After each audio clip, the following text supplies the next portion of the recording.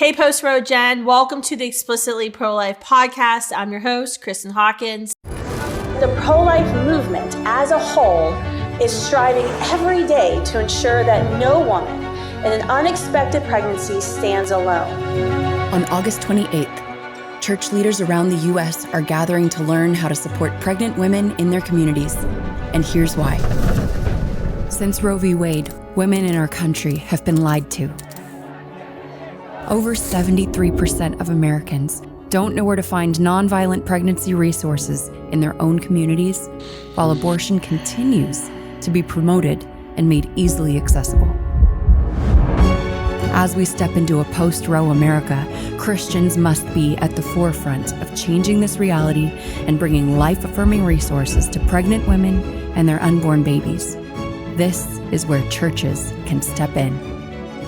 More than half of abortion-seeking women identify as Christian or Catholic and often look to the church for help and guidance. Church leaders must be equipped to bring resources and empowering conversations to the pregnant, new moms, and their communities. Are you ready? Don't miss the nationwide event, Standing with Her Sunday on August 28th, and learn how you can support the most vulnerable in your community, so no woman stands alone.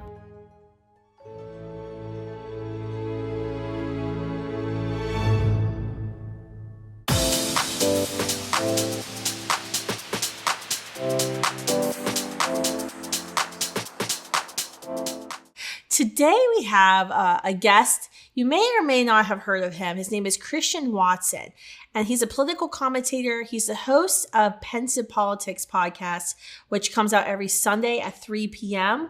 And he also has a YouTube channel, Kristan Watson, and he's very active on Twitter. Kristan also serves as a spokesperson for Color Us United, a nonprofit that advances the principles of colored blindness. You can find out a lot about his work if you check out his podcast and follow him on Facebook or Twitter and Instagram at Official C Watson.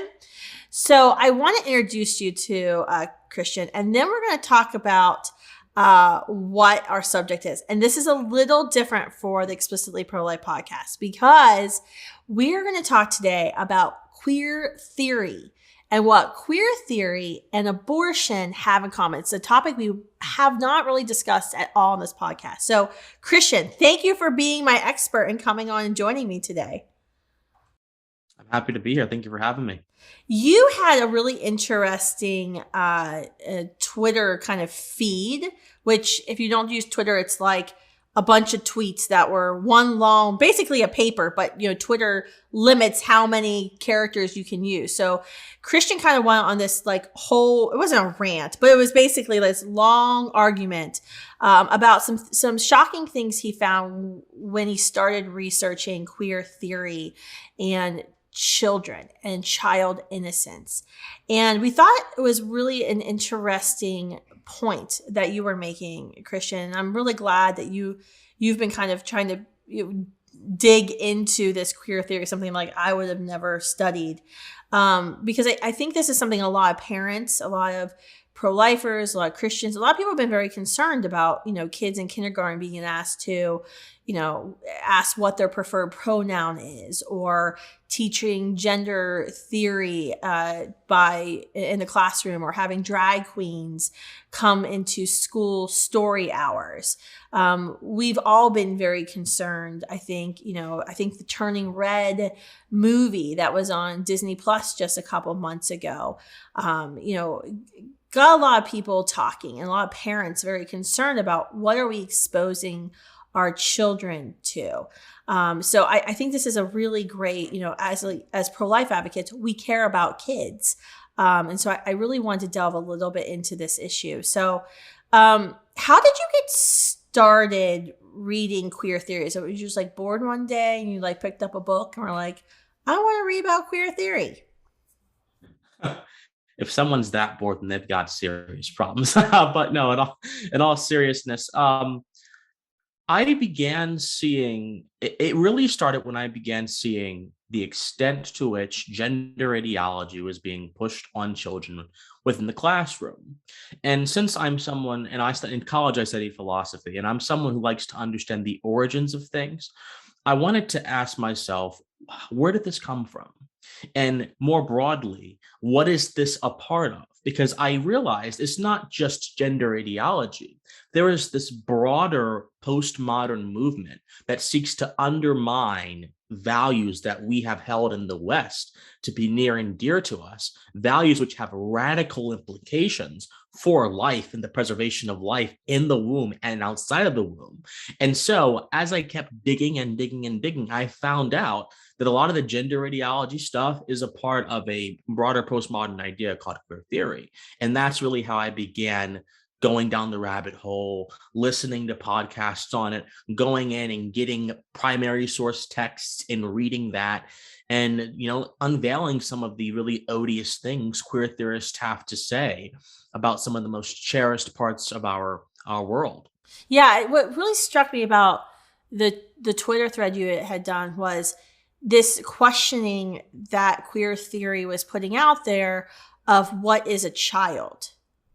And I mean, I guess we shouldn't be surprised, because now we can say that boys aren't boys, so I mean, we shouldn't be surprised, but it was really, I felt interesting that they were attempting to redefine, childhood, or what being a child was, and saying these things are like meaningless concepts, and that, sex and gender should be a part of a small child's life. I mean, how do you think this relates? The queer theory that you've delved into, how do you think this relates to abortion and protecting life?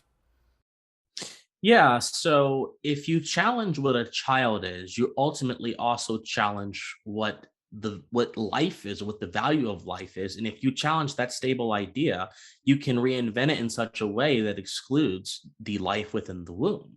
And this is oftentimes what people who are on along this line of thinking like to do. And you mentioned that queer theory, yeah, absolutely. You mentioned that queer theory challenges what a child is. It gets even worse than that. Not only do they challenge what a child is, they create their own version and then try to say that version is what should be preferred. So there is this book called Curiouser on the Queerness of Children, which was released by the University of Minnesota Press, I think in 2006, 2007, has a bunch of different queer theorists talking about the idea of a child. And in that book, they're like, the idea of a child in society is concerned with innocence and, not doing anything to that child, right? Not exposing that child to anything inappropriate. But how are we sure that children are actually innocent? How do we know that's actually the case? And they began going down using the writings of Michel Foucault, who justified man-boy relationships in ancient Greece, to say, okay, perhaps there's some inner desire that kids have, but they're being shackled down by the heteronormative, the general idea of what it means to be a child. And therefore, it's time for us to bring that out with this project by defending the queer child. Wait. The queer child is... Hold on. Yeah. Just yes. For the normal people. So you're saying they're alluding that maybe children have these sexual desires, but they're being suppressed by the heteronormative people. That would be like me. Yes. We're suppressing them. Yes, that's the idea. The idea is that society puts the label of innocence on kids, that kids are not inherently innocent. And since the idea of innocence is socially constructed, we should be able to challenge that idea. That's the idea. Not only is this dangerous, they're groomers. It is literally it's grooming. It is grooming of the highest degree. It is justification, an attempted justification for pedophilia. It is a destructive philosophy. But they spend pages and pages and pages going through the history of this idea and justifying it, using a lot of different thinkers, by the way. They'll use Sigmund Freud, which we thought Freud was kind of gone by the wayside. They'll use him. They'll use Michel Foucault. They'll use Judith Butler, who in the 1990s wrote a book called Gender Troubles, and she's kind of the genesis of a lot of this stuff. She really contributed to queer theory in a huge way. They'll use so many different thinkers and just blend their idea into this very dangerous idea, and then they'll proceed with it. And it's very concerning. And what they'll say is, they'll say, well, we're just talking about the child as a literary object. Like, we just mean the child in terms of literature. But I'm like, no. You're going back through history, picking out very real instances of children, being preyed upon by people. And then you're saying, how can this inform how we see children? This is not a literary project. It is a very real world project, and it is a dangerous project. Wow. I mean, I think this ties so much into the pro-life movement, because we know abortion popularized the abuse of children, because abortion really is the ultimate form of child abuse.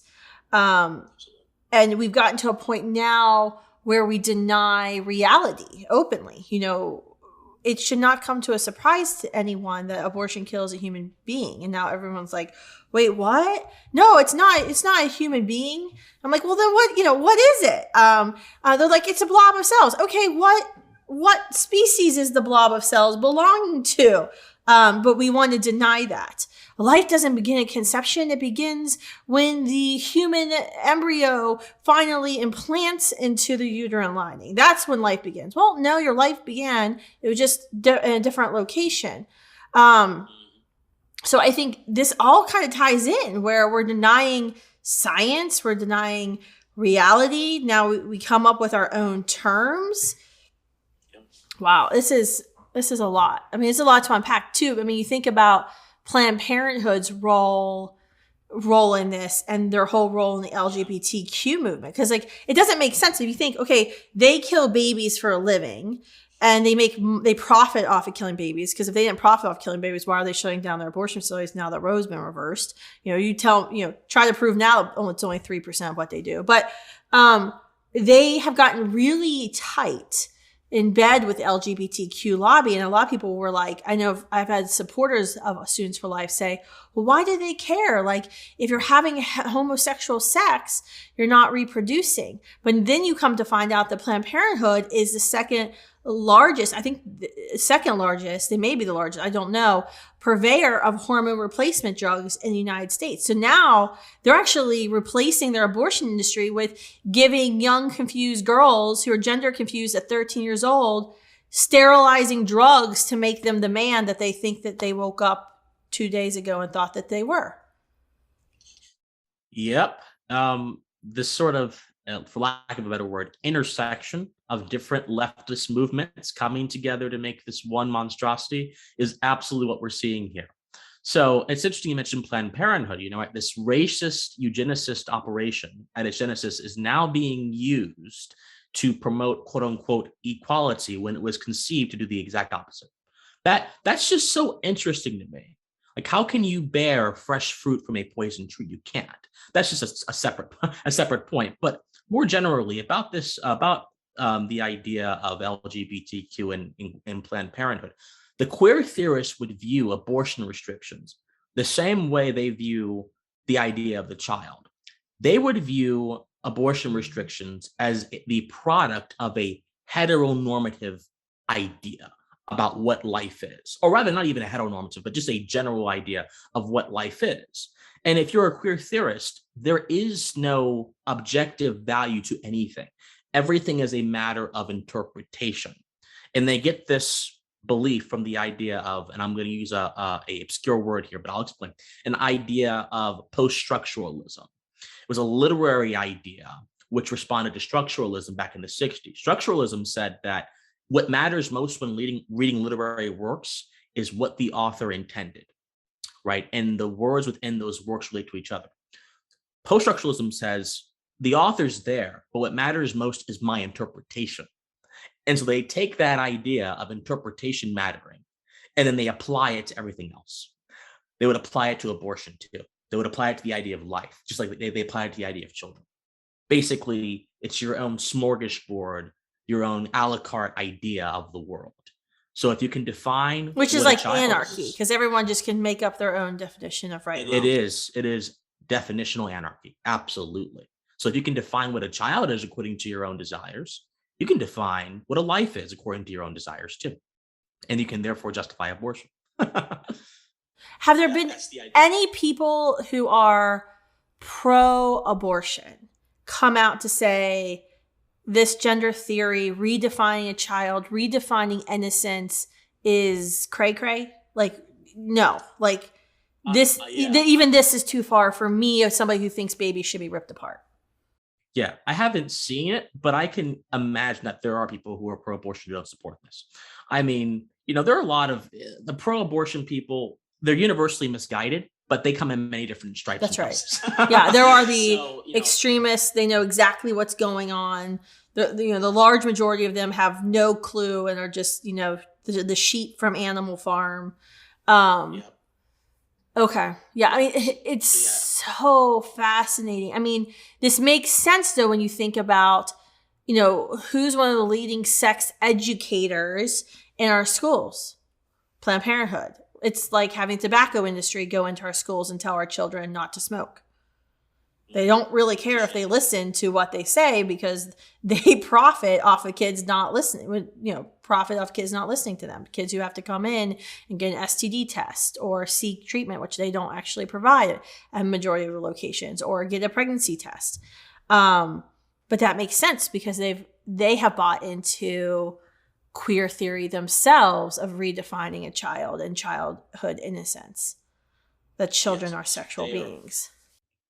And more generally, they bought into the postmodern idea that your reality is everybody's reality.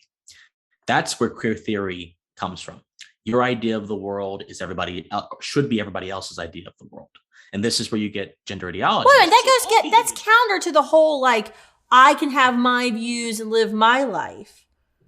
And you should be able to have your views and live your life. That's different, because this is now you're dictating your views and the way you want to live your life upon everybody else.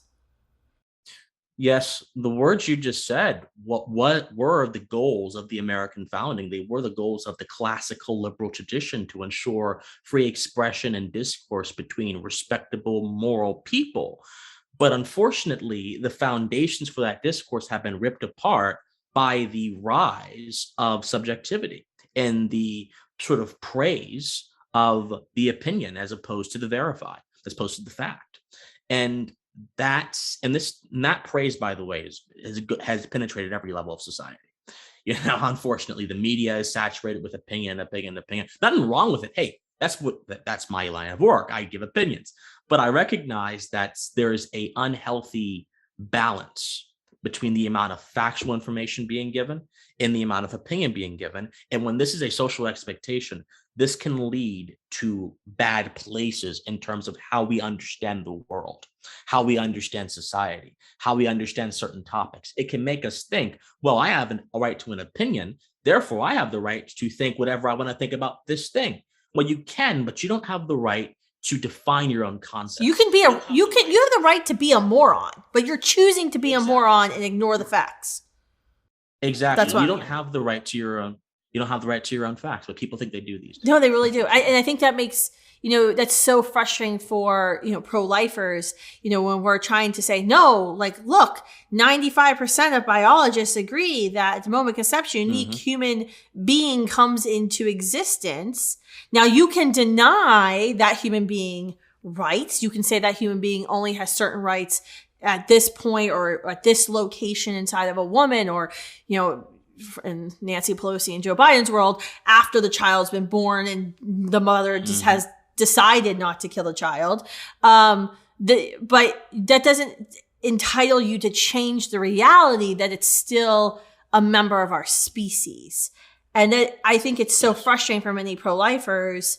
I mean, I've started even questioning some of our tactics we're using now in a post-Roe world of, maybe we just need to pull back from, stating basic fact, and we just need to win them emotionally on some of these things of their support for you. This is an anti-feminist decision because we've gotten so far down this rabbit hole of debating facts that are clear.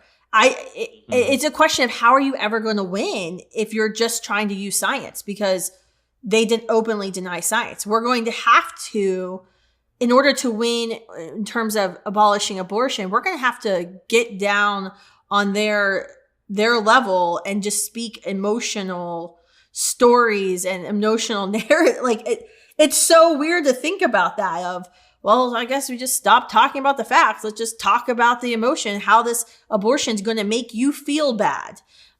Because you obviously don't care about the facts. And I think that's so hard for people like me and, probably most of the people who tune this podcast of like, what do you mean you don't care about facts and you don't want to find the truth and uncover the truth? But that's hard. Well, and you guys are in the trenches every day. I respect what you guys do entirely. The cause of life is a worthy one. There's probably no more worthier cause than the cause of life. So I applaud it.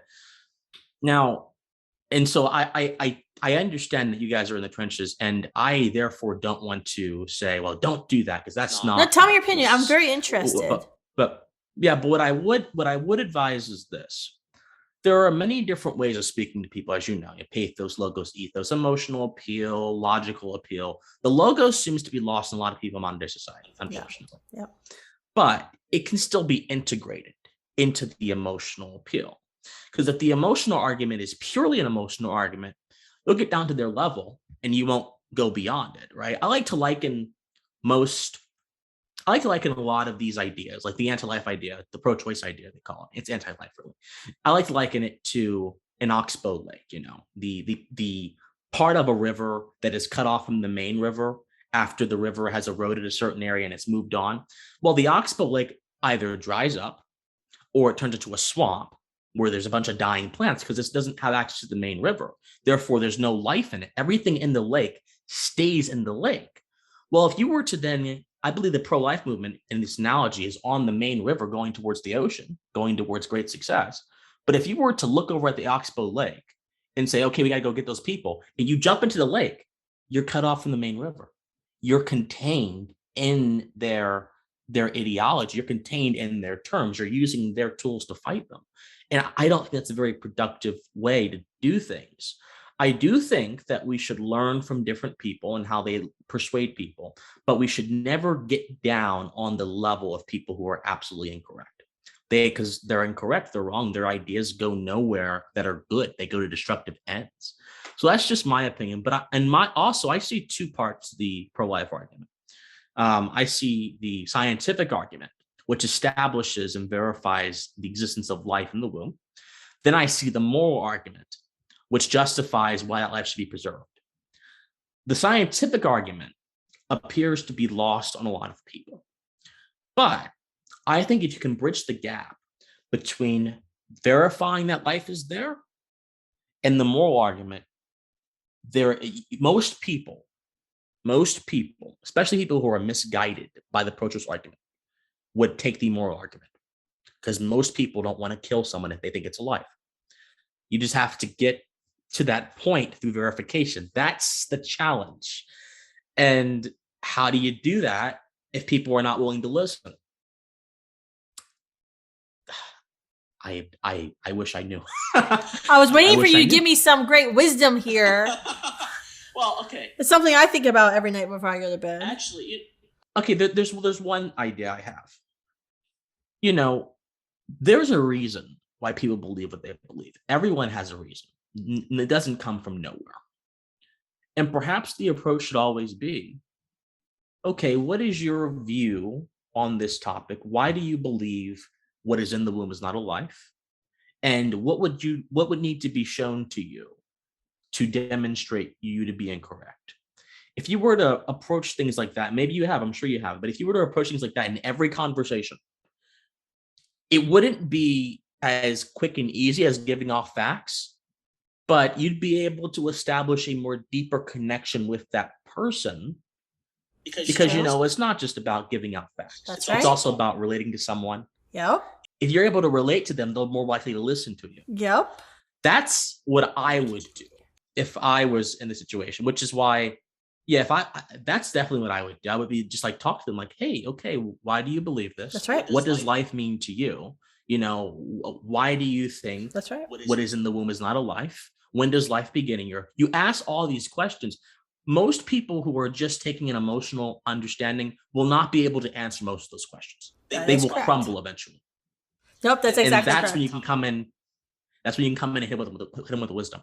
Yeah, but people who are like, yeah, sorry, go on. No, you're right. It's the people don't care how much you know until they know how much you care principle. And that's why absolutely person-to-person conversations on campus or communities, like we've, in the past year and a half, Students for Life has knocked on 120,000 doors in 20 cities. And these are just in neighborhoods surrounding an abortion facility. And we're not politically campaigning. We're not talking about a candidate or voting. We're just saying, hey, did you know about all these pregnancy resource centers? Did you know about the nonviolent alternatives? Did you know about what's happening inside the abortion industry? And you're able to show them how much you care, how much that we do. And then you hear their reasons. Well, I hear you, but, and then you start to have that conversation. You start to build that rapport. Yeah, no, I know I want to go into something else as soon as I'm going to be launching, but I can't do that right now on this podcast. But this has been very helpful and informative for me personally, having this conversation and hearing your thoughts. But this has been a really great way, I think, to start this thought process of how we need to be careful as pro-lifers and as parents to really be paying attention to queer theory, and as it invades our school systems and it invades this cultural narrative out there. Where would you recommend somebody to go if they want to get more information about, like, is it just your podcast, follow your Twitter? Like, where can they go to get more information if they want to like dig in deeper and say, yeah, I think I need to know more about this? Oh, yeah. So about queer theory, I would encourage them to go to, I don't want to encourage pirating, but there are many websites out there that have free books and you can find them pretty easily. And I would encourage you to go to those websites and look up two titles: Queer Theory Now, Foundations and Future, and Curiouser, that's Curiouser, on the queerness of children. If you want to know how queer theory relates specifically towards children, you read that book. If you want to understand queer theory in general, read Queer Theory Now. Those are the two books I recommend. I would also recommend people follow the great work of Dr. James Lindsay, who does a lot of work on the issue of queer theory and postmodernism. He's really good. He has he's on Twitter at Conceptual James, and he also has a website called New Discourses, where he covers not only queer theory, but every other postmodern ideology. He breaks it down very well. Now, I would like people subscribe to my channel, but that's a different story. Well, where can people subscribe to your channel? Because I think you're going to have a lot of people who will be like, I've never heard Kristan, but I need to have listened to everything he says. Absolutely. Well, my website's under reconstruction right now, or otherwise I would advise that. But you just go to YouTube and type in Kristan Watson Politics, and you can also go to any podcasting platform and type in Pensive Politics. I'm currently in the process of redeveloping my audio podcast as well. I need to post a lot of content that has not been posted yet. So my most up-to-date stuff is at my YouTube channel, Kristan Watson Politics. And if you're really brave soul, you can go onto Twitter. I'm sure that whole tweet thread you did about queer theory made you a lot of friends on Twitter. People got very mad at me, especially some of the theorists themselves. They're like, you don't understand theory. I'm like, what do I don't understand?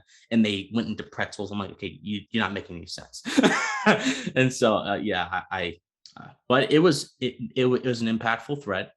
I'd write it 10,000 times again if I could. I can't. Well, I can't. Well, maybe I cannot know, but I would write it 10,000 times again in general. And I think that people need to understand the truth about some of the cultural ideas that are shaping our moment here. Absolutely. I mean, absolutely right. I mean, I just think about the founding of Planned Parenthood. It's this eugenics organization that was meant to stop certain people from breeding. And procreating is what they called it. They used the word breeding like an animal. And it was all about sterilization. And so you think now, today, what Planned Parenthood's doing is this largest purveyor of hormone replacement therapy that's sterilizing our children. That's actually getting more back home to their roots than abortion was.